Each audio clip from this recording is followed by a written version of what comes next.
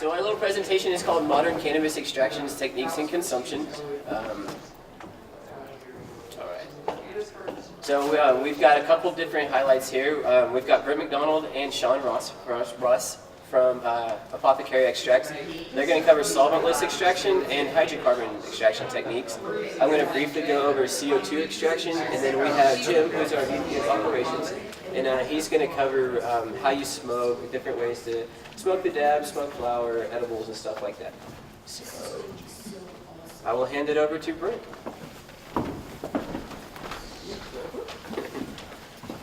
Hello, my name is Brent McDonald. I'm from Apothecary Extracts. We are a concentrate company right here in Colorado Springs. We make all forms of concentrates there. My specialty is rosin and solventless hash. So I'm going to talk to you guys a little bit about solventless hash, and we're actually going to make a little bit of solventless hash right here in front of you today. Okay, so first thing we got here, if we can get this thing to work, is we're going to talk about bubble hash, dry sift, and then rosin. That's three different types of solventless hash that I produce.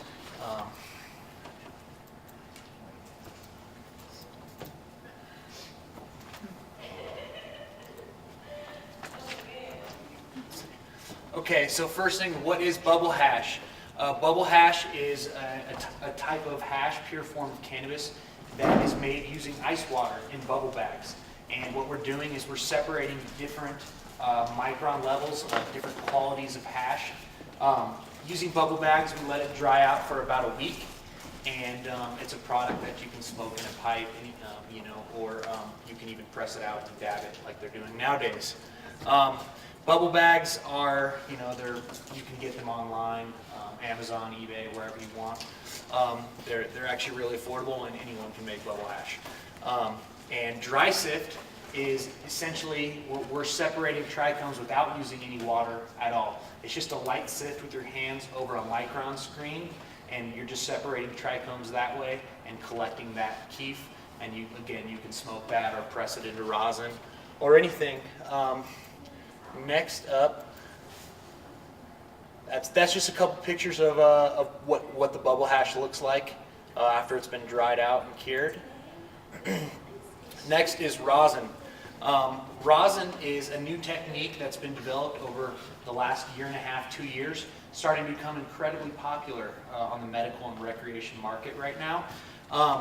What it is it's a process using heat and pressure to actually press and squeeze the resinous sap out of. You can use flowers or keef or bubble hash to make rosin. Today we're going to be making a little bit of rosin from flowers, from just some nug. Let's go into, this is what rosin hash looks like. That's essentially the flower that was pressed from. And we'll move on. On a commercial setting, this is what we're using to press rosin these days. This is a 6,000 pound, the first ever UL listed pneumatic rosin press. It's 18 by 18 inch plates on 950,000 pounds of pressure. We'll be able to press pounds at a time with this. Yes, ma'am. Can I ask a question? Does that, with the heat and the pressure, does that mean you don't have to use any chemicals? No chemicals and solvents at all. And that's the main advantage about this.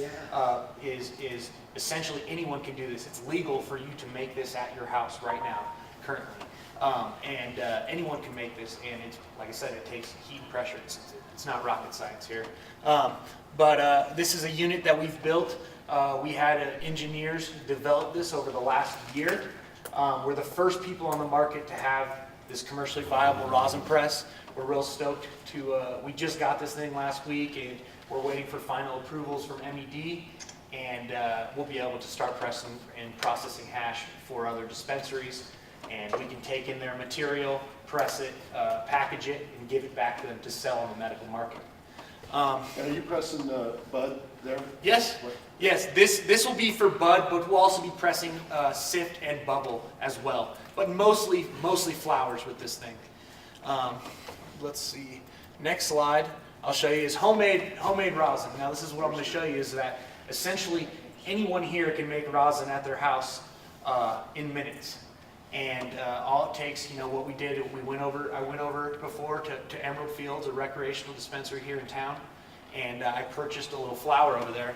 And I'm going to show you guys how we can press, we can make, a little bit of medicine for the day. Using, just a little bit of heat and pressure. So what we have here, we have 2 grams of flour. We went and purchased, it was 1 gram of Gorilla Glue, I believe, and 1 gram of grape stomper. We got a little bit of parchment paper. Get this from Walmart, wherever. I also bought a hair straightener here.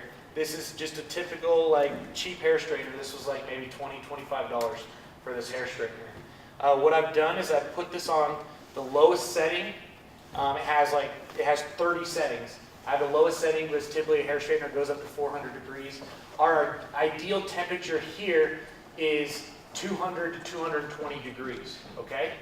And last but not least, this is a 300-pound clamp. Okay, this is your typical clamp you get at.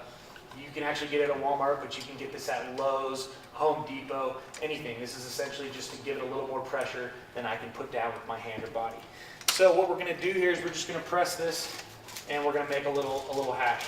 I'm going to go ahead and put the nut in between the parchment paper here, just like so. I'm waiting for this. Looks like this is heated up to temperature now. We'll go ahead and press it with the hair straightener right in between these 2 plates, and I'm going to go ahead and hit it with my 300-pound clamp here, okay? And it's going to be a 30 to 45 second process. You can start hearing, if you guys can hear, you can start hearing the oils juice from the bud, okay? And you want to do this for about 30 to 45 seconds. Let the product fully juice out. You can even see it. You see there's a ton of hash coming out of here already. So if you guys can see that there, it takes nothing. It takes no time, no skill at all. Anyone can do this. You started with what looks like shatter. Nope. It was just 2 grams of bud that had been pressed into a patty. Oh, okay. So you can look at here. I'll show you here. You got a ton of hash here. So And you this don't was have to only do 2 anything grams. with the bud, you don't have to grind it up? No grinding up or anything. What I did was, before I pressed it in with this 300-pound clamp. So I pressed it into a patty just to minimize the surface area. Okay, so what we got here is, you got almost a day's worth of hash to smoke. That's made in seconds right here. Wow. Takes no time at all. No skill at all. Anyone can do this, and I recommend it. You hear stories on the news, people blowing up their houses. It's incredibly dangerous to make hash with solvents if you don't know what you're doing. And it's terribly bad for your immune system. But here, this is as pure as it gets. It's just hash. And this can now be smoked, dabbed. You can put it in your vape pen, however you want to do Can you it. see that? How do you scrape it Roll off that the up. paper? What's up? I mean, it's not in there. You Those just plastic Yes. razor blades. This is what it looks like after being pressed. This is 2 grams of flour that's just been squeezed. Everything's been squeezed out of it. And it goes to the oldest person here. I mean, you can take it. I don't know So what you want to do with it. you don't have to take the stems out, the Nope. little stems or No, anything? no stems or anything. Just press it like this. So Is there a small percentage left in the chip that maybe if they wanted to, that they could grind up and absolutely, incorporate that into there is. These have been tested.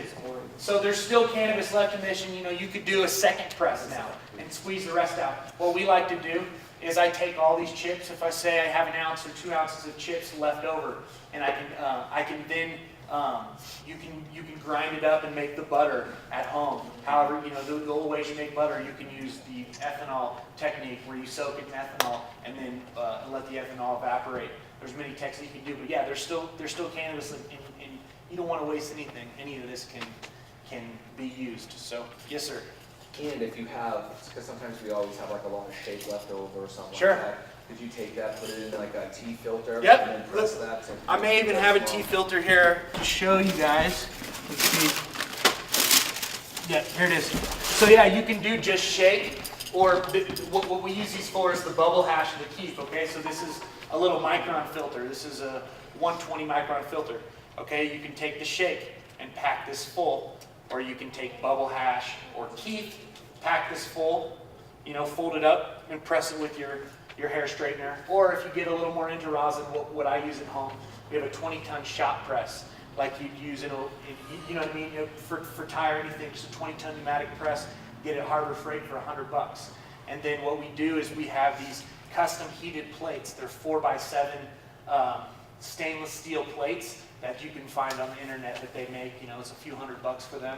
And you attach that to your shot press, and there you go. You can press rosin all day long.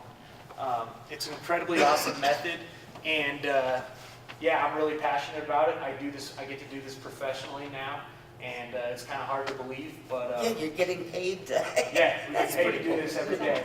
So yeah, that's my little spiel about rosin. I'm going to go ahead and introduce Sean Russ. This is he's one of my coworkers over here at Apothecary Farms. He's kind of our hydrocarbon expert. This guy is a professional at making the shatter, the butter, the live resin. So here's Sean Russ. Yay, Sean. Yay.